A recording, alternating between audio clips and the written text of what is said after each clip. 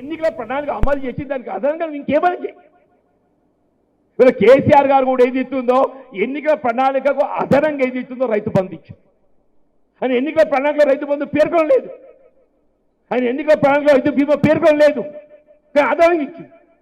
ఇక్కడేం చెప్తుండో అసలు ఎన్నికల ప్రణాళిక పక్కన పెట్టిండా ఫ్యూచర్ సిటీ అని చెప్పని అటు రేవంత్ రెడ్డి శ్రీధర్ బాబు వాళ్ళ భవిష్యత్తులో ఏది ఇస్తుందో వాళ్ళు నిర్మాణం చేసుకుంటుండే. ఇది అబద్ధమే. ఈ యాప్ సర్వీస్ ప్రొవైడర్ ఎవరో వాడిని బహిర్గతం చేయండి. మీరు ప్రభుత్వ యాప్ సర్వీస్ ప్రొవైడర్కు ఎంత చెల్లిస్తున్నా కూడా చెప్పండి. నేను చెప్పంటు నేను ఈ ప్రభుత్వం భారం పడుతుందా లేకపోతే ప్రభుత్వానికి ఏది ఇస్తుందో రైతాంగం లాభం దొరుకుతుందని చెప్పంటున్నా నేను.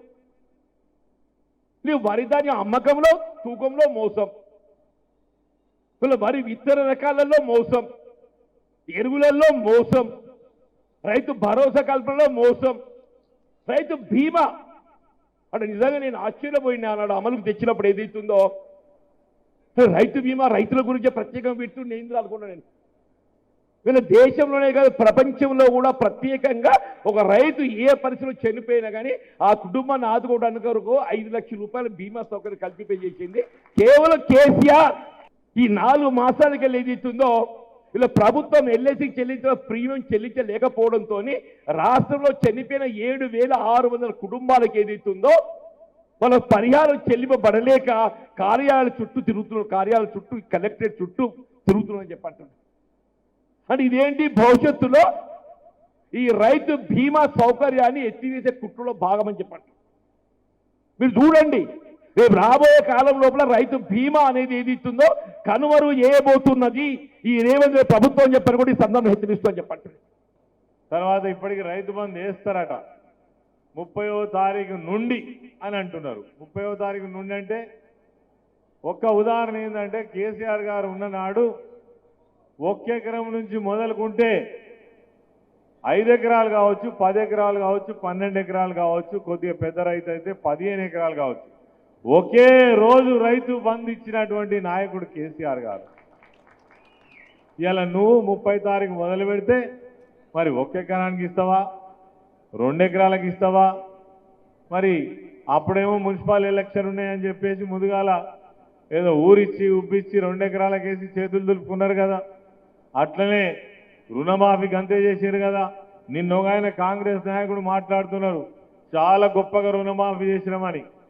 చేసినావు కావచ్చునాయా కొంతమందికి, అంతమందికి చేసినావా? అంతమందికి ఎందుకు చేయలేదని మేము అడుగుతున్నాము. మొన్న 4 రోజుల కిందనో 5 రోజుల కిందనో క్యాబినెట్ మీటింగ్ జరిగింది. సావు కబురు చల్లగా చెప్పిండ్రు. ఏమన్నారు? కేంద్రం ఎంత ధాన్యం కొంటే మేము గంతే కొంటామట. సిగ్గు మానం ఉన్నదా ఈ ప్రభుత్వానికి అని అడుగుతున్నా నేను. ఏం మాట్లాడినావా రేవంత్ రెడ్డి నువ్వు? ఆ రోజు మా కేసీఆర్ పట్టుకొని ఏం మాట్లాడినావు? నీకు ఓట్లేసి గెలిపించి నిన్ను ముఖ్యమంత్రిని చేస్తే నరేంద్ర మోడీ బోడి కొనాలా అని మాట్లాడినావు. నీకెందుకు వేయాలి ఓట్లని అడిగినావు. మరి ఇలా నువ్వు ఏం చేస్తున్నావు? ఇలా కేంద్రం మీద ఆధారపడి రైతులను ముంచేందుకు కంకణం కట్టుకున్నావు కదా. సన్నాసులారా రోడ్డు పూర్తి ఏంద్రా అంటే పుట్టమదు రౌడీ పుట్టమదు గుండా. ఏం చెప్తానంటే ఇది మాత్రమే చెప్తా ఉన్నారు. నన్ను చాలా రకాలుగా చెప్పిండ్రు ఈ నియోజకవర్గంలో ప్రజల ముందుట. దొంగ అన్నారు, లంగా అన్నారు, రౌడీ అన్నాడు, మర్డరిస్ట్ అన్నారు, 900 కోట్ల రూపాయలు సంపాదించుకున్నాడు అన్నాడు.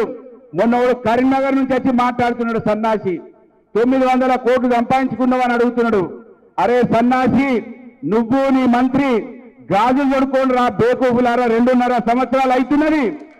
ఎందుకు నా 900 కోట్ల రూపాయలను చూపిస్తలేరు? శ్రీహరి ఇంటి పక్కకు చచ్చిపోయిన సినిమా యాక్టర్ ఇంటి పక్కకు నాకు ప్లాట్ ఉన్నది అన్నారు కదా.